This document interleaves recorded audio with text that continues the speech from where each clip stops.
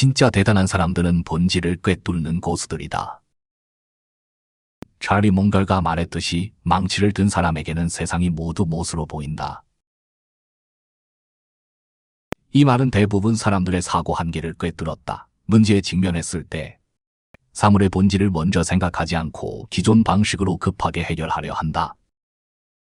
하지만 현실은 사물의 겉모습이 아무리 복잡해도 핵심 본질은 항상 존재한다. 그 본질을 능동적으로 발견하고 이해해서 활용해야만 효율적으로 난관을 돌파할 수 있다.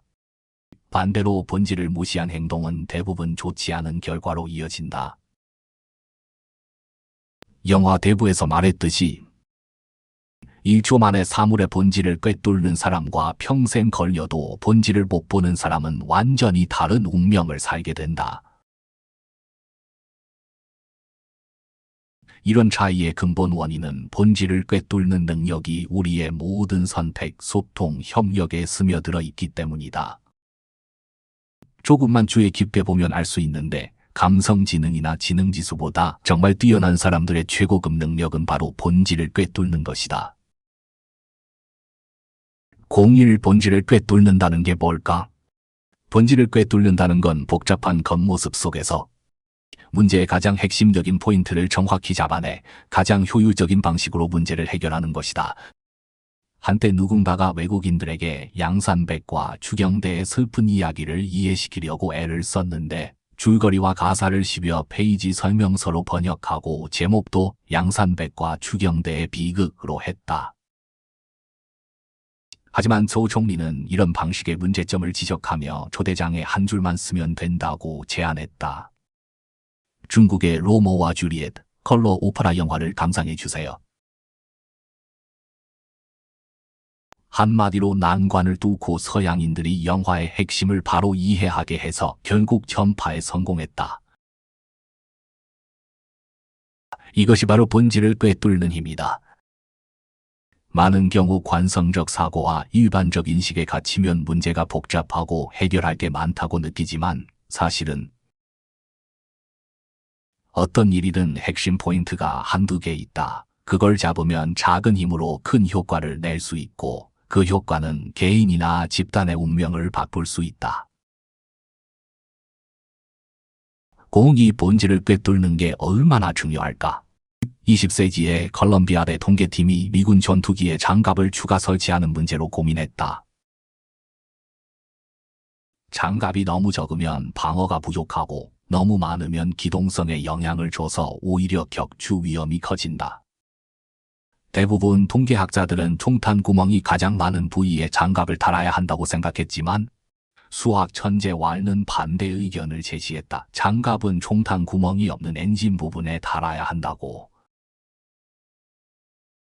그의 논리는 명확했다. 비행기 각 부위가 공격받을 확률은 같은데 엔진 총탄 구멍이 적은 건 정말 적게 맞아서가 아니라 엔진에 맞은 비행기는 아예 귀환할 수 없기 때문이다.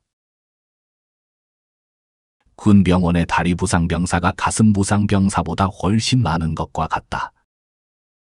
가슴 부상 병사는 대부분 현장에서 희생되기 때문이다.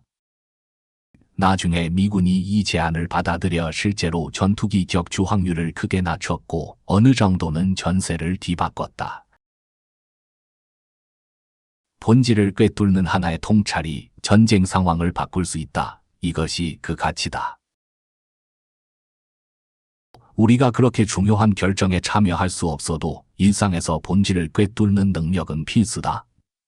업무에서 자원이 한정되어 있으니 핵심 문제를 잡아야만 효율적으로 돌파할 수 있다.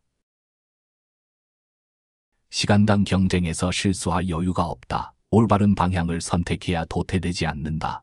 연결된 시스템적 난관에 직면했을 때 핵심을 찾아야 돌파구를 찾을 수 있다. 03 본질적 문제를 어떻게 잡을까? 본질을 꿰뚫으려면 두 가지 실용적 제안이 있다. 첫째, 더 많은 인식 템플릿을 쌓아라. 한 사람의 인식 활동은 본질적으로 패턴 인식이다. 문제를 만나면 기존의 인식 템플릿을 자동으로 불러와서 매칭하고 해결한다. 수학 문제 풀 때 공식을 찾듯이 삶에서 문제를 해결할 때도 충분한 인식 템플릿이 있어야 다양한 각도에서 문제를 살펴보고 최적解를 찾을 수 있다. 템플릿은 무한한데 개인 에너지는 한정적이라고 걱정할 수도 있지만 템플릿이 어느 정도 쌓이면 다양한 사고방식을 유연하게 활용해서 사고를 확장할 수 있다. 입장 바꿔 생각하기, 역방향 사고, 차원 높여 생각하기, 이전 사고 등. 이런 사고방식들이 기존 한계에서 벗어나 문제 본질에 더 가까이 다가가게 해준다. 둘째, 감성적 직감 대신 구조적 분석을 써라. 직감만으로 판단하면 겉모습에 쉽게 속는다. 구조화된 분석이 우리가 문제를 단계별로 분해해서 본질을 꿰뚫을 수 있게 도와준다. 구체적으로 3단계로 나눌 수 있다. 첫 단계, 겉모습을 다 나열하라. 문제에 직면했을 때 먼저 스스로에게 왜 이럴까 물어보고 생각나는 모든 겉모습을 다 적어라.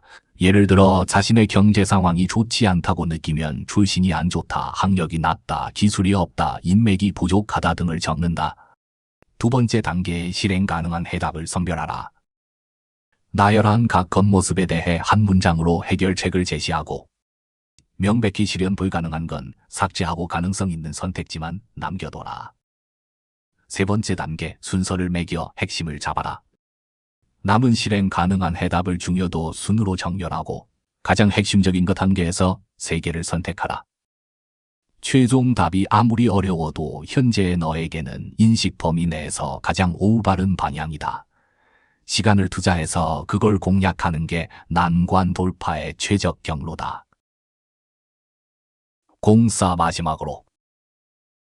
전술적 부지런함으로 전략적 게으름을 가리지 마라.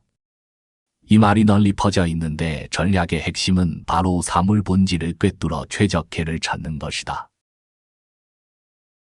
사람과 사람의 처음 차이는 원래 크지 않은데 본질을 꿰뚫느냐 마느냐의 선택이 달라서 행동 방식이 달라지고 벽차가 점점 벌어져서 결국 넘을 수 없는 차이가 된다. 그러니 꼭 시간을 들여서 깊이 생각하라. 대부분의 경우 너의 인생 높이를 결정하는 건 맹목적 실행이 아니라 사고 뒤에 숨은 본질을 꿰뚫는 통찰이다.